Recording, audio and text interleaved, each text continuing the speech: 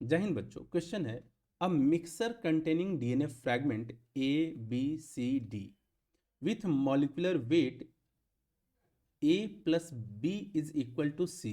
एक इक्वेशन यहां पर दे रखा है, sorry, and A is greater than B and D is greater than सी।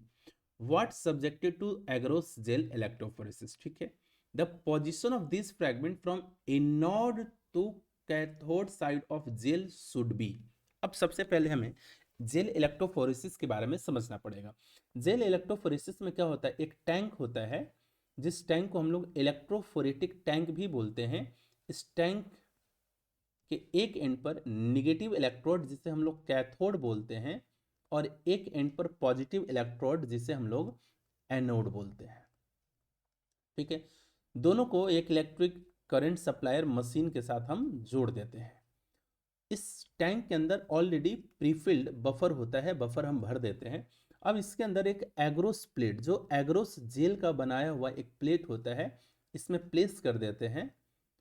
जब एग्रोस जेल बनाते हैं तब हम इस जेल के अंदर ही इथिडियम ब्रोमाइड डाल देते हैं इसके अंदर, जिसे शॉर्ट में हम लोग क्या बोलते हैं, ईटीबीआर। कॉम्ब की हेल्प से वेल बना लेते हैं। वेल का number 3 4 according to our need, है ना। अब क्या होता है कि जो डीएनए है उसको मिथिलिन ब्लू के साथ मिक्स करके इस वेल में डाल देते हैं। ठीक है, अब जैसे इलेक्ट्रिक करंट मिलेगा, ये डीएनए जिसका मॉलिक्यूलर वेट सबसे कम होगा वो सबसे ज़्यादा दूरी तक जाएगा, और जिसका मॉलिक्यूलर वेट सबसे ज़्यादा होगा वो सबसे कम दूरी तक जाएगा, एंड बिटवीन दिस। ठीक है, यानी अकॉर्डिंग टू चार्ज, चूंकि डीएनए निगेटिवली चार्ज है ना, ये निगेटिवली चार्ज वाला डीएनए फ्रैगमेंट ए पॉजिटिव डायरेक्शन में मूव करना शुरू करेगा, कैथोड से एनोड की तरफ। ठीक है, एनोड इस तरफ है और कैथोड इस तरफ है। यानी हमें क्लियर कट पता है कि जिसका मॉलिक्यूलर वेट कम होगा ये सबसे ज्यादा दूरी तक जाएगा, और जिसका मॉलिक्यूलर वेट सबसे ज्यादा होगा वो सबसे कम दूरी तक जाएगा। यानी इधर जो है इसे हम क्या बोलेंगे, इसका मॉलिक्यूलर वेट या साइज इसका क्या है, बहुत ज्यादा है, और इधर जो है इसका मॉलिक्यूलर वेट या साइज इसका क्या है, बहुत कम है। क्लियर है? अब बात को समझते हैं। क्वेश्चन में क्या दे रखा है, 4 डीएनए फ्रैगमेंट्स की बातें किया है, जिसमें पहला इक्वेशन क्या दे रखा है, A plus B is equal to C. यानी इन दोनों का जो वजन है वो अकेला मिलाकर के सी का वजन होता है, और दे रखा है ए इज ग्रेटर देन बी।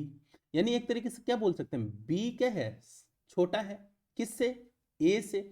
यानी बी हमेशा कहाँ जाएगा, नीचे की तरफ जाएगा, ए हमेशा कहाँ रहेगा, ऊपर की तरफ। अगर मान के चलो कि ये एग्रोस प्लेट है, इधर निगेटिव है इधर पॉजिटिव है, यानी इधर एनोड है इधर कैथोड है, तो ए और बी में बी छोटा है तो बी नीचे की तरफ जाएगा, यानी दूर जाएगा। यहां से अगर रन करवाना शुरू किए हैं तो ए इससे बड़ा है।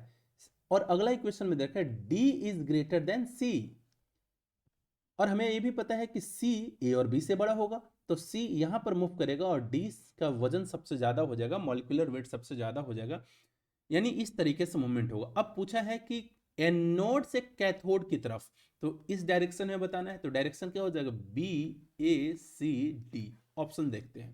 पहला ऑप्शन है बी ए सी डी, यही स्टेटमेंट सही है। ए बी सी डी गलत है, सी डी ए डी गलत है, बी ए डी सी गलत है, यानी इस क्वेश्चन का करेक्ट ऑप्शन क्या हो जाएगा, ए। Best of luck.